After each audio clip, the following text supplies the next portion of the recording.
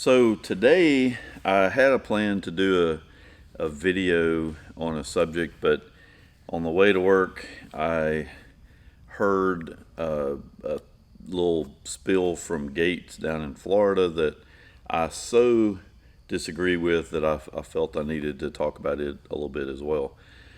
So the story is that mail-in voting is all fine, that everybody should be perfectly comfortable with mail-in voting, and there's no problems, nothing to see here, folks. So, like everything else, I try to use common sense to discuss things instead of diatribes and bullshit.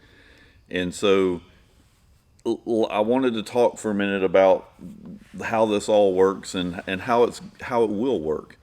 So, mail-in voting.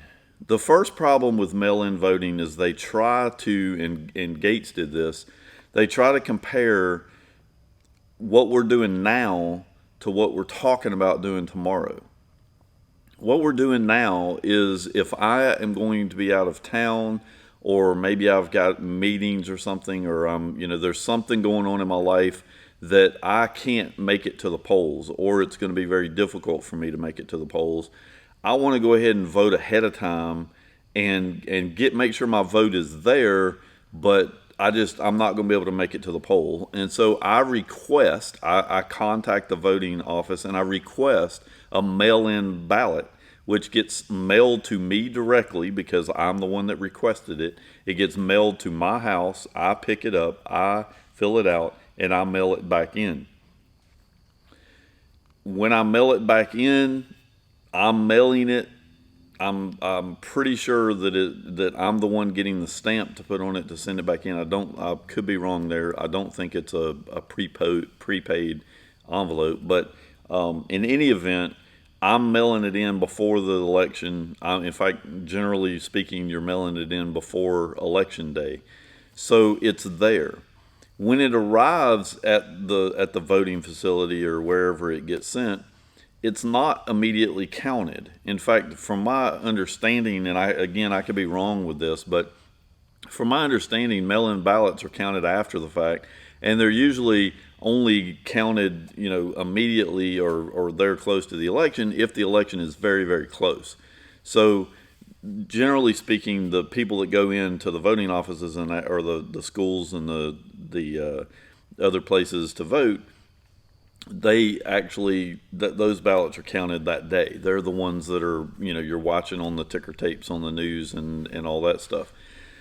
So the first problem is, how do these people get their vote, their mail-in ballots? Well, none of these people are going to request anything. So in Florida, I think they're doing mail-in ballots. So none of the people in Florida are requesting a ballot. They're actually just being mailed out to all the addresses that are there, irrespective of who you are or whether you're even legal or not. They're just mailing out all these ballots. So at some point when these ballots come back in, the first problem is that they absolutely are being sent out with prepaid postage, which means that the person that receives it doesn't have to do anything but write whatever whoever they think they want to vote for, and they send it in.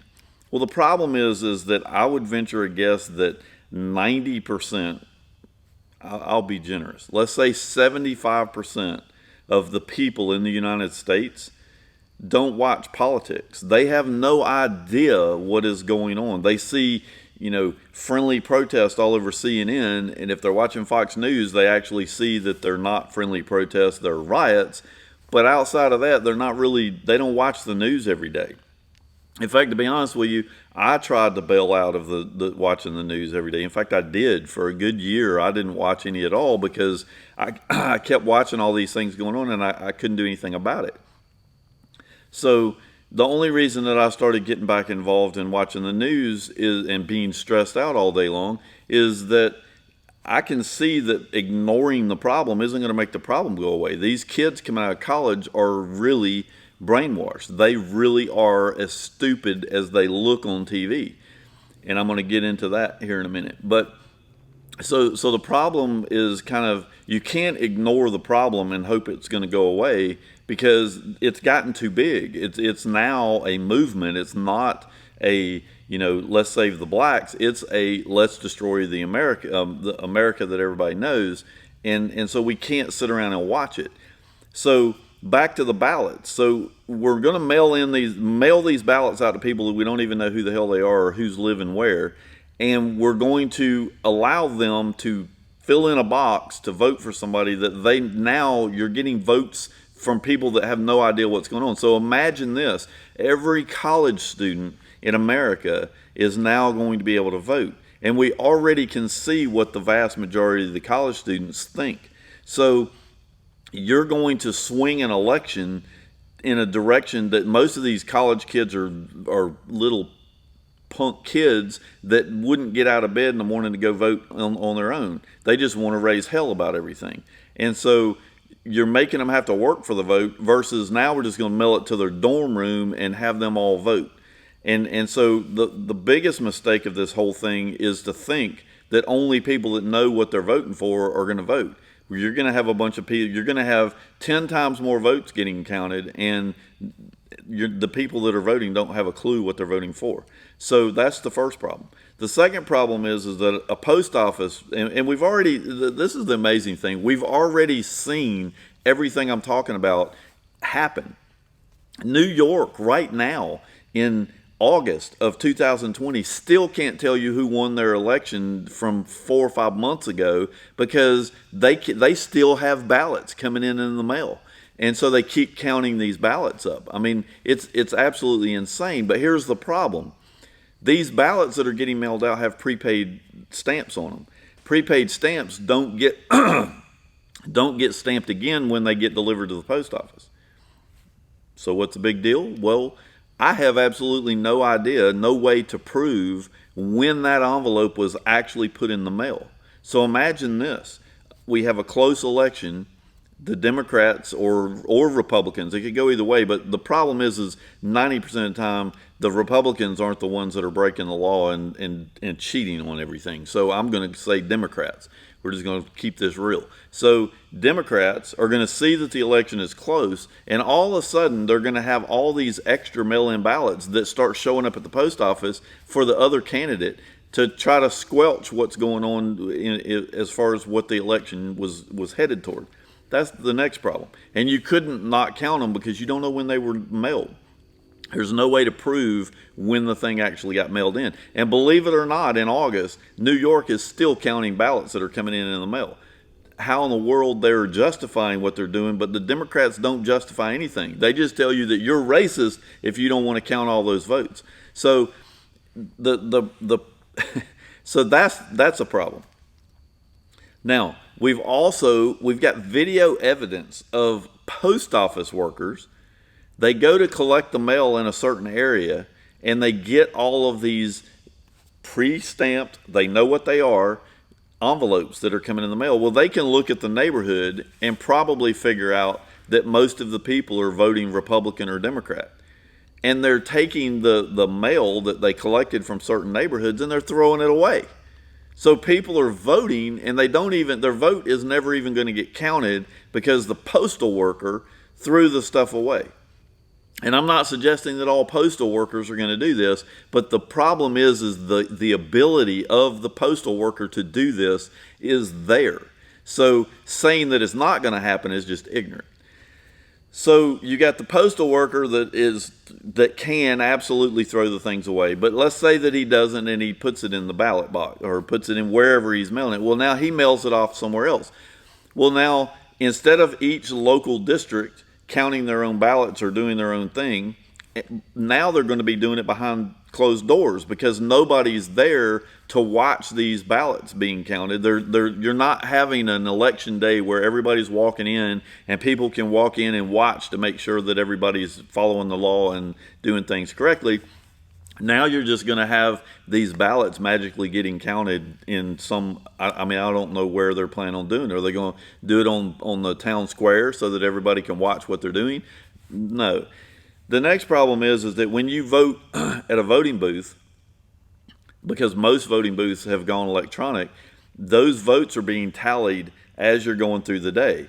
Well, now what's going to have to happen is every single voting that goes on for every county and every city and every state, they're all going to have somebody there to open an envelope and either hand count the votes or run the thing through some machine that's going to count the things for them. But in any case, they have to open the envelope. And so you've got this problem going on. So the person that actually voted has no idea whether their vote's actually being counted or not. So the number of ways for people to cheat this system, where you've got, and they already do it. They have ballot harvesting where some person goes out into a neighborhood and they go in and collect all of the ballots. Well, now I've got some person that has nothing to do with anything. I don't even know who this person is. I have them going out and collecting the ballots, and I don't know what they're doing with it. So to say that mail-in ballots, where the government is mailing out unknown ballots to everybody, those people are mailing them back in, and they're going to get from the government. And this is another thing. What's stopping the post office from not delivering ballots to certain places? So now you've got people that wanted to vote, they can't vote because they never received a ballot. There's just so many problems. I could go on for hours talking about all the problems that you're going to have if you start doing mail-in voting when we already have something that works. But I read something earlier that my wife sent me that is probably true. One of the reasons that they want to keep churches and schools closed is, where do you think everybody goes to vote in November when the election actually gets here? Schools and churches. So this whole thing is so suspiciously political that you have to question the virus. And I'm not questioning the virus in the sense that people get it. People do get it. They get a cold every year. So, and to me, this virus is about as severe as a cold to most people. So to say that the virus is reason to shut everything down, it's all during an election year. To say that these rioters are protesting and you won't admit Nadler, oh my God, that guy's, I used to think Nancy Pelosi was the dumbest human being on earth, but Nadler and Schiff, they actually compete. It's a threesome going on there. He actually said that it was all a hoax, that there are no riots.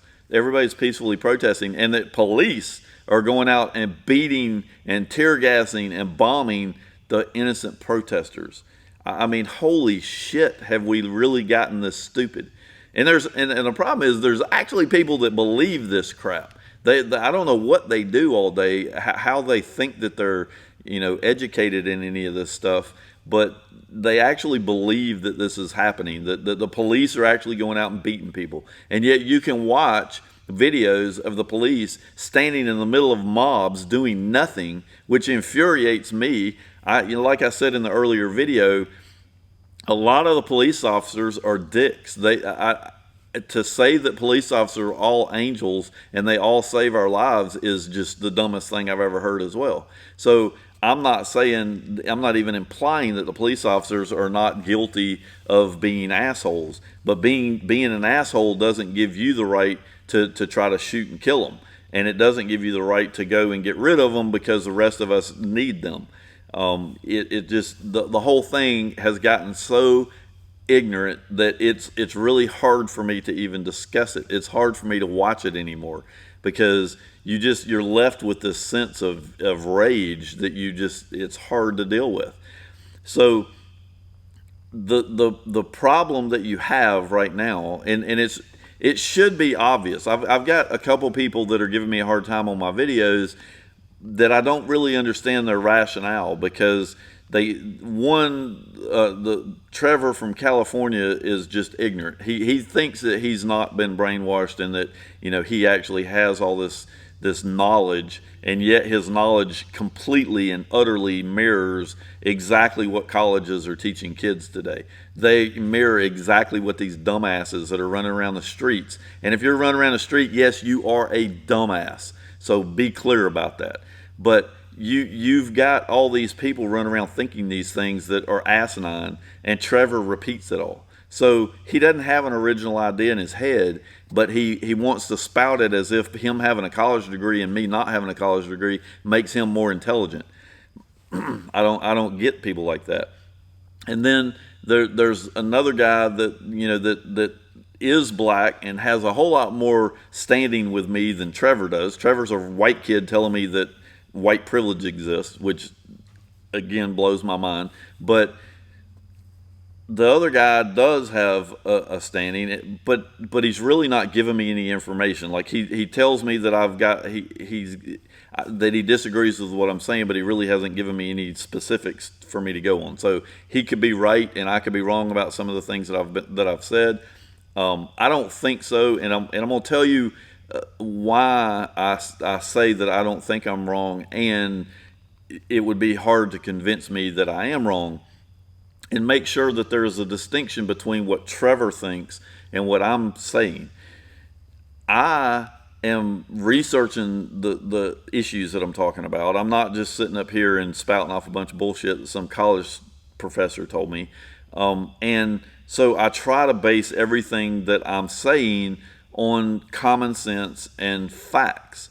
So if you're going to argue with me or tell me that I'm wrong, then I need the opposing facts. Like, where are you getting the information that you're saying? Like, Trevor brought up this big switch between the Republican and Democratic parties.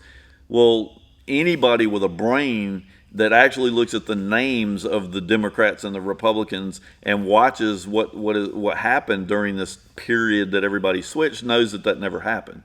The Democrats have always been against the black community. They want their vote, but they want to keep them stupid, and they want to keep them voting. And so that it's built into almost every black person to vote Democrat. And that was one of the things is, he didn't like me being so, covering all black people as being this way. And I want to be clear, I'm not.